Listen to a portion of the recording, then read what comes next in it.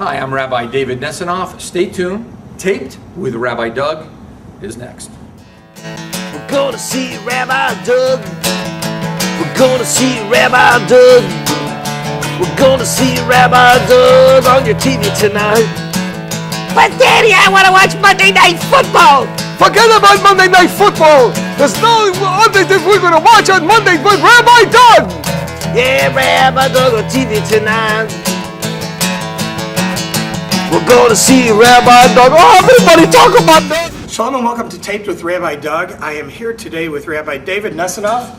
Baruch haba, welcome to Chicago. Thank you. Rabbi Nesenoff is very well known. He is an American rabbi, of course.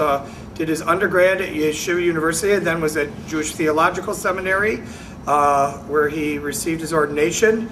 He is a songwriter of contemporary Jewish music. He's a blogger. He writes a lot. He's done short films, and some of his films have been included in film festivals such as Sundance and the San Francisco Jewish Film Festival. He has written a book called David's Harp, based on his newspaper columns, and he is most well known, probably famous, for exposing the anti-Semitism which has been spewed out over the years and not made public of Helen Thomas, who just passed away yesterday, and her obituary is in the newspaper today. Helen Thomas was a thorn in a lot of presidents' sides over the years, very outspoken.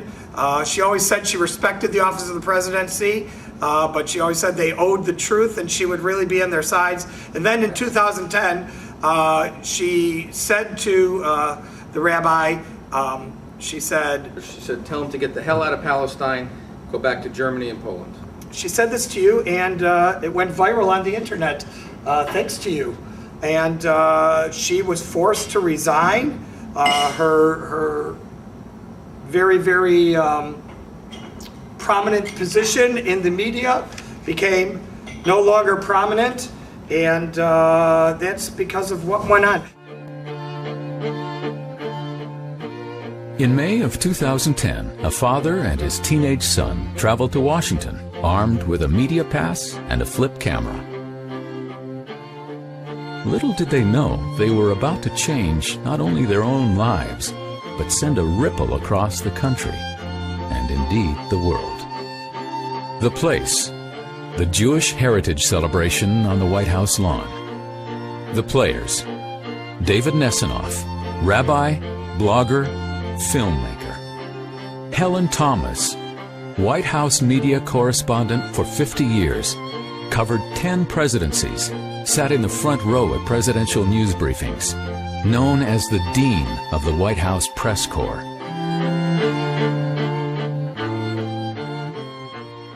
Any comments on Israel?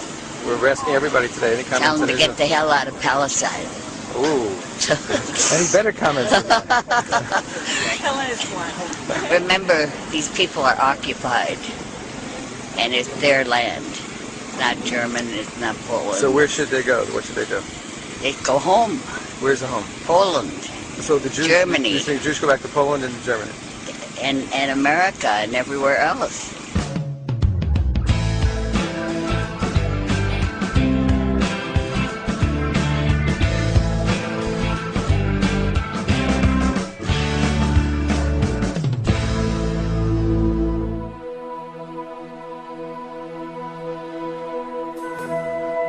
Anti-Israel sentiments in Washington are not unusual, but Helen Thomas's blatantly anti-Semitic remarks sent the video into a viral spin. Viewed by millions worldwide and picked up by national networks, her comments drew rebuke from President Obama. The comments were offensive. Robert Gibbs. Those remarks were offensive and reprehensible. And other leading political figures. Helen Thomas, the Dean of the White House Press Corps, left the White House this week. Helen Thomas was forced to retire. David Nesenoff was thrust into the spotlight and received 25,000 pieces of hate mail. Whatever one's political views regarding the situation in Israel, when reading the news, we like to imagine we're getting the facts from an unbiased source. Tell me something. How did you get in on the in crowd when it came to coming up to her in media? So anyway, we were at the White House, and we were there for Jewish Heritage Day, and sure enough, we were walking around the grounds, and coincidentally just bumped into Helen Thomas in the front, as opposed to some of the media reports that I'm an ambusher and a Mossad agent, and it's all very, comical when I hear about it. But I have to say that in the obituary of CBS News yesterday, they called me an ambusher and a propagandist. Wow. CBS should be ashamed of themselves. They should be ashamed of themselves. That they can't even get the story right. They can't get the story right. And that someone else has to be the evil person, and it can't be her, it has to be the rabbi. Uh-huh. So sure enough, it turns out that I was just there coincidentally. Although there's a thing called hashgacha pratit, which is a divine providence, so the joke's maybe on them and on me that it's not coincidentally, that there's a divine providence that allowed me to be there that day and extract those anti-Semitic, anti-Jewish words from her mouth. Now, nowadays, you are doing a lot of speaking engagements. As a matter of fact, I have here quotes from Chabad of Miami that you're the best speaker they ever had. The United Jewish Generations called you mind-blowing. JLI's blog calls you powerful and hilarious. How did you start doing the speaking circuit? Was it after Helen Thomas, or were you doing this with your entertaining and speaking at the same time? I certainly, as a pulpit rabbi, I was always a speaker. And after the Helen Thomas, I did speak occasionally about what took place. But really what took place afterwards, I became a publisher and the editor-in-chief of 2 Jewish papers, and here in the United States, in New York, and also in Jerusalem. But after that, I came back to the States, and I started getting asked to speak, and little did I know, my entire calendar filled up, and last year spoke in 150 cities, and I booked this coming year for already for half that amount, and it's still going on. So, but the interesting thing is, you'd think someone talking about anti-Semitism and talking about media and bias, where does the humor come in? And I think that's the little trick here, that you can give a message also that's enjoyable, and that's a little light in the sense of how you give it, and how you open people up to the message. Because once people hear anti-Semitism, they, this is too deep a message. But ultimately, there's great substance in it also when I speak about it. But it is a humorous comedy within the storyline. You yourself received, I understand, over 25,000 pieces of hate mail following the 2010 acknowledgement and letting it go on the internet of what Helen Thomas said.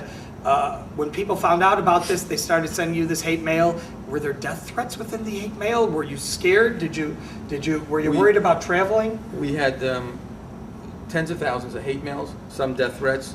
We had a special security box in the house put there by certain government people. We had the blinds down for 2 years. We had a safe room in the house to open mail. We were trained by certain people how to go in the house, walk outside, look under the car, drive around. Interestingly enough, since Helen Thomas's death just yesterday, we're starting to get the hate mail again. Just because a Jew's name is mentioned in national papers, a rabbi's name took down this Helen Thomas, we're starting to get the threats again. And oddly enough, what are they sometimes they're saying? How dare I take away her freedom of speech? What a joke. Right now, you know what you're doing for me? Are you taking away my freedom of speech? No, I'm allowing you to have it. Oh, right, CBS News, get it? Get it? So the one thing, the irony also is, she sat in the front row and saw the whole media. All the way through. The irony is, she was thrown out of the front row, and I have to tell you, I got a front row seat. Very rarely. I mean, some people, you're put in a situation where there's a global story, and you get in the front row, and you get to learn not just about, what is, the little behind the scenes of media. You get to learn how the media operates, and you get to see that to find truth in media, shame on all of the media. Shame on them. It's one big show. Everyone says, it's a show. It's disgraceful. Absolutely disgraceful. That it's a complete show. To find, if you've ever had a soccer score published in the paper, okay, your kids won a trophy or something like that, or their birthday, You look, tell me how many mistakes are put in there just for the little soccer score. Picture global stories, and picture the stories we don't know about. Sure. Someone's reporting on Syria, on Afghanistan. Someone's reporting on Columbine. Someone's reporting on whatever court case is the latest one. Zimmerman, whatever it is. Whatever. Okay, it is complete lies in the media. There's a complete show going on. Nancy Grace. That shouldn't even be allowed on a news station. That should be put, next to, Jerry Springer or something like that. It's just dishonesty. Because you know what? Sometimes the news is boring, and they can't allow that. Sometimes the news is just, this is what happened. There was a woman, she's an anti-Semite, she said things against Jews, and she happened to have been popular before then, but sorry, this is what happened. And now that she died, they have to write an obituary for her. So I guess we'll just mention she was a trailblazer. Okay? And we'll say, it's not nice to mention the anti-Semitism, she's dead. Really? You mean we're going to re-edit an entire life of a human being, okay, about what she was finally shown, what we finally unveiled, that this woman is an anti-Semite, telling Jews to go back to Germany? Okay. Can you imagine if we did that? That's an anti-Semite. You tell a black to go back to Africa, okay, and a Jew to go back to Germany, I'm sorry, you're a racist and a bigot. That's the definition of it, those two things. Right? And her epitaph, her obituary should be, Helen Thomas had a glorious career until we found out she was a blatant, disgusting anti-Semite, bigot that was thrown out of the White House, that the Society of Professional Journalism stripped her name, okay, and that the only people that ever recognized her in the last 3 years was Hezbollah, Hamas, Fatah, and all these Arab organizations that praised her. Now they say that both her parents, I believe, were Lebanese, and that she learned this from her parents. This was something that was inbred in her. Did others come out after you exposed this and say, "Oh, we knew this about her all the time," or was this something that was really kept secret until somebody brought it out loud in the media? Right. Well, just because someone's parents are Lebanese or whatever doesn't mean Absolutely doesn't. You leave your brain at the door. Okay, you could still be a journalist who knows how to speak to people and you don't have to be a bigot, no matter where you're from. You don't have to be a bigot. But people did say that I think one of the press secretaries once said to her, "Thank you, Mrs. Thomas, for the Hezbollah point of view." At a press secretary, and there were other people that knew. But there's something about, and we're sitting in front of a camera.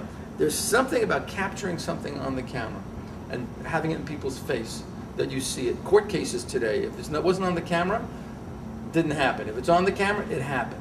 It's not even a witness. Who cares what the witness said? It's the camera, it's the photograph, what people see.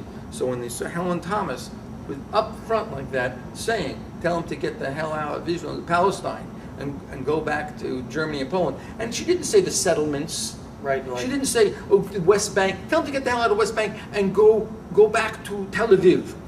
Okay? I wouldn't be sitting here if she said that. Okay, that would be a valid point. Someone wants to argue over settlements. Everyone argues over it. Okay, we're not saying Israel, do or die. There's no argument. In Israel, there are arguments over it. But you don't tell an entire group of people in a region that we want to cleanse you from that region and send you back to the place where the cleansing began. It's insulting. It's absolutely insulting to do that, and it's bigoted. And the media, the same day as Helen Thomas's obituary, is also John Kerry's announcement or proposed, announcement that he reached an agreement with Abbas of the Palestinian Authority that there will be talks based on the 1967 borders of Israel being the basis of these talks for peace. Then Western media came out later and said that's not true. What do you think about this being in the media at the same time? I think, again, the media, it's just one big, let's just throw it out there and get on with it. And the next thing, we have 10 minutes worth, 2 minutes worth, 1 minute. The story, Abbas gave Helen Thomas an award. Because she said what she said. And 2 congressmen, one Republican and one Democrat, asked Congress to stop giving money to the Palestinian Authority because by Abbas giving money, giving an award to a bigot who said specifically, tell him to get the hell out and go back, he broke the contract of the relationship of what you have to do to get money from the United States. Okay? this is who we're negotiating with, a guy who actually, who supported and awarded Helen Thomas. Okay, that's what we're dealing with. That's how pivotal a moment it was with this Helen Thomas story. And let's talk about a pivotal moment. I didn't release the video for a week, only because my son was the one that puts it up on the website and he wasn't available. Okay, it wasn't because as many people who want to go against me say, oh, it's because you knew something. You know what happened that week? Again, divine providence. The flotilla. That was the same week. That was the week. Okay, and Helen Thomas got up in front of the president, 2 feet away, if that much, and said it was a deliberate massacre by the Israelis on the high seas against peace activists. Okay, terrorists who were on videotape saying when the Israelis come aboard, we're going to kill them. We're not even listening to their radio broadcast. We're ignoring it. Okay. That day, we finally put up the video. That was the last time she ever would speak in the White House. Sure, kayak for you. Yeah, so you know, all of a sudden when someone passes away, we have, you know, we're supposed to, all sins are forgiven. You know, hey, that's not my job to do the sins are forgiven. Maybe somebody else will do the sins are forgiven. My job, okay, is to remember reality here in this world. The reality here in this world is that people that speak like she spoke, okay, are very dangerous, especially the position she had, and it is all about words. You know, even the way she said it, tell them to get the hell out. There's 2 teenagers there. We're on the lawn. We're on the lawn of the White House. We're there for Jewish Heritage Day. Who talks to someone with cursing? The first words out of your mouth is cursing like that. You know, fine, you with your college buddies, maybe getting a reunion together every 30 years, you might slip and say a bad word. This woman is supposed to be such a grande dame, who speaks like that. And it goes to the very heart of the matter of what's being discussed, even with all the cases, the Zimmerman case and everything else. How people talk to each other. When people talk about racism, they weren't talking about the racism of just someone shooting a gun. They're talking about how do we talk to each other. Whether it be one person calling the other person, you know, a cracker, or one person calling another person an N-word, or one person, whatever it is, how do we talk to each other? That's what this is about. And Helen Thomas could believe all the things she wants to believe. No one will. There's no mind police. Okay? But how you talk to each other and how you negotiate and how you discuss things, you have to do it in a civilized fashion. You have to do it in a nice fashion, and certainly a non-bigoted, biased, anti-Semitic Especially fashion. when you're in the public eye and representing public opinion. Right. And by the way, some people also said that, you know, well, she was old. She was 89 at the time. First of all, I think it's insulting to people who are. I'm in Florida now. Okay, spent a lot of time there, and you know, down there, if you're 95, you're still driving and young. Okay, so 89, she was 5 minutes earlier when she spoke to me. 5 minutes earlier than that, she stood in front of the president in a room full of 200 reporters and had the chance to be one of the 4 or 5 people to ask a question. No one said at that point, "Oh, I'm sorry, Mrs. Thomas, you're too old to ask important questions dealing with global importance of the world, etc." They let her do that. 5 minutes later, all of a sudden, she's some kind of feeble-minded old lady when she talks to me. No, I don't. I give her more respect to that. I say she was a very sharp, you know, strong-minded bigot. You know, not feeble. Don't go away. Taped with Rabbi Doug. We'll be right back.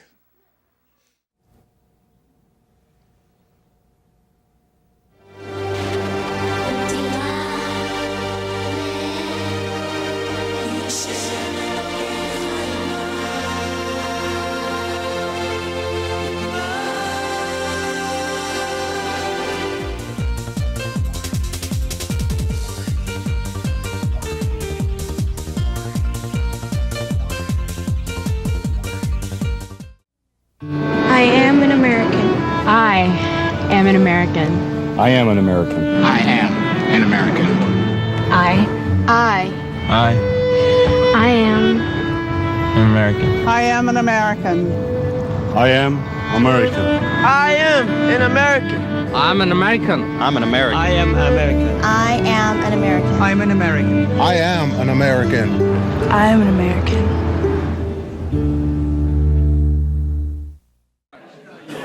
I'm Senator Joe Lieberman, and I'm glad you're watching Rabbi Doug.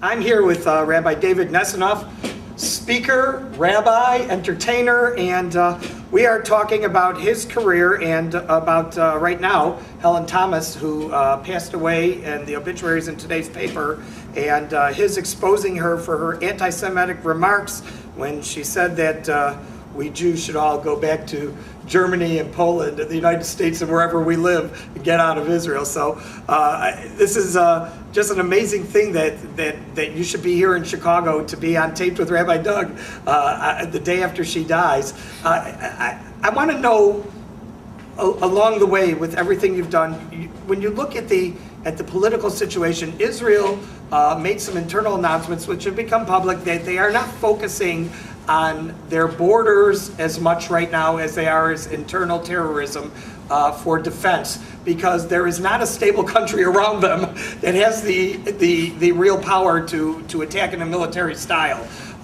Do you think that right now, what's going on in Egypt, because that's really the biggest news, the coup and the government from the former Egypt before the elections of the Muslim Brotherhood, who are now ousted, do you think that this is something that in the big picture is going to stick? And do you think that the United States, which seems to be almost recognizing it beyond their normal policies of if you're not a democracy or you're coup a democracy, we're not going to recognize you. Do you think that this is going to be something that has further implications? Do you think that things are going to settle down as they are? In your opinion. We don't know. I'll tell you, on that topic, the word democracy is an interesting thing. It's somehow, and maybe it's propagated by our president, but the concept that because people are voting in Egypt or in Tunisia, okay, or in the Gaza Strip, all of a sudden voting equals democracy. Wrong. It doesn't. Okay? If I have 5 bank robbers ready to go in and rob a bank, right, and they say, let's vote on who's going to open the vault, who's going to kill the guard, who's going to stab the teller, and who's going to take the money. I don't know if I got 5 there, but we're going to vote on who gets those jobs. Who's going to drive the Who's going to drive the getaway car? Good. So we got 5. Okay? Just because they voted doesn't make them some kind of righteous democracy. Okay? There's something under... Voting is a very small part of democracy. I know it's integral, we kind of associate it with it, okay, but we don't vote every day. We didn't vote today. We vote every 4 years, we vote every year. Voting is something that a democracy does not do on a regular basis. It's something, you know, it's an appendage. It's in the scheme. It's in the scheme of things. Okay? Democracy is something different. There's a certain ethics, there's a certain morality that goes on with democracy. There's a constitution, there's an understanding of a respect for we the people. There's something else that goes on in a democracy, and it can grow. We've had civil rights grow in our country, but it was only able to grow because there was a basic understanding of it and it went that way. But if you start out with, you know, we're beheading people, it's not really going to grow to women's rights and let them drive and go to school and everything else. So this democracy in these countries is non-existent. And when we finally come to realize that, we'll stop saying, well, you know, we'll support this one, we won't support that one. And sometimes when you have a mob, like we have in some of those countries, you do need to have a dictator to hold back the mob. You know, police, we have a police state every time there's a riot in this country. Right? Police, come out. You can't go on this street. It's a democracy. I should go. No. You're a mob, and I'm the police, I'm coming to stop you. Well, when you have a whole country that could turn into a mob, you have to somehow keep them in check. And these countries, there's ways maybe to develop it, but certainly, just because a bunch of people show up and say we're going to, you know, vote, it doesn't make them, you know, we're going to vote, and we're now, Hamas we voted in Hamas. Okay. Oh, a democracy, we have to respect it. Are you kidding me? That's absurd. And that's the underlying problem with all these countries in this Arab Spring. Okay, it's not spring. You know, it's the dead of winter under a rock with things that are growing that look like, you know, I wouldn't want to touch it. That's what's going on. It doesn't mean it can't happen there. It can. But please don't label it if it hasn't happened yet. I love how you put that. Let me pull up your book here. David's Harp, a collection of satire, humor, and commentary. This has been loved by Elie Wiesel, and he gave you a Yasher Koyach on your book. Tell me about your column, and tell me about what you've included in the book, because it looks so interesting, because you have cartoons in there as well. I'm a big fan of columnists, satirists. Growing up with Art Buchwald. Mm-hmm. Loved Art Buchwald. He would take a circumstance going on in the world, and then he would say, "Oh, the president and the queen had a conversation. We found out what they were talking about," and then he'd write about it. Right. And it's satirical. So I've done that in my column, and I put them together. But and most of them are kind of tongue-in-cheek, humorous, but they really have some great substance. One of them that I'm actually be reading tonight, and this one is the only poem inside the book, and I thought I'd share it with you. It's a short poem. I would love that very much. And it really goes to another matter I should mention, and that is that at some point, Jews have to stop talking about anti-Semitism for a moment and discuss the love of a Jew to a Jew. Because we learn, religiously, Ahavat Yisrael. Ahavat Yisrael. Right. First temple wasn't destroyed because of Helen Thomas. It was destroyed because of the Hellenists. The Hellenists. Okay. That's The Hellenists. Helen Thomas. So that was the anti-Semite. We have always had Helens in our life. But the second temple that was destroyed, and it was rebuilt. Okay, anti-Semites come along, we rebuilt it. The second temple was destroyed by a Jew hating a Jew. Right. That one wasn't rebuilt yet, because that's much harder to rebuild. So part of my message when I speak, and it's not, I don't run around the world talking about Helen Thomas, it's just a jumping board for, what kind of hit me first, is that we have, and it doesn't just go for Jews, all humanity should love humanity. But each group has to start with their own group, because they have their own little foibles. So the Jew has to learn how to love the Jew, because ultimately that's going to bring about peace in our home and our family. So this one's called name calling, because I think we're very divisive within our own people. So and I read this quickly. It's short. The liberals call them conservatives, and the hardliners call them leftists. The freethinkers call them closed-minded, and the open-minded call them reconstructionists. The traditionalists call them renewal, and the orthodox call them chiloni. The secularists call them right-wing, and the reform call them charedi. The observant call them apikoris, and the modern call them black hat. The non-observant call them religious nuts, and the suruga call them ultra this and ultra that. The kibbutzniks call them Hasidim, and the settlers call them Misorati. The progressives call them Zionists, and the conservatives call them Dati. The religious call them Baal Tshuva, and the zealots call them True. The Shomer Shabbos call them Machalel, and the anti-Semites just call them Jew. It's beautiful. So, thank you so much for being here. I want to thank you for being with us. Remember, on every week at this time.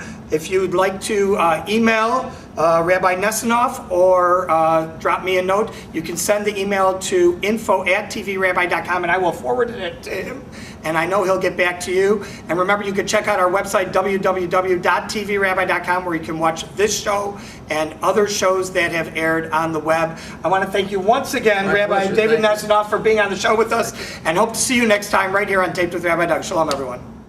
And I'm talking about Rabbi Doug. Talking about Rabbi Doug. Talking about Rabbi Doug on your TV show. Well, he's the rabbi for me. Anytime you need. You're gonna get married or you're gonna die. Gonna see Rabbi Doug. Gonna see Rabbi Doug. Gonna see Rabbi Doug. Gonna see Rabbi Doug on the TV tonight. This has been a Taped with Rabbi Doug production.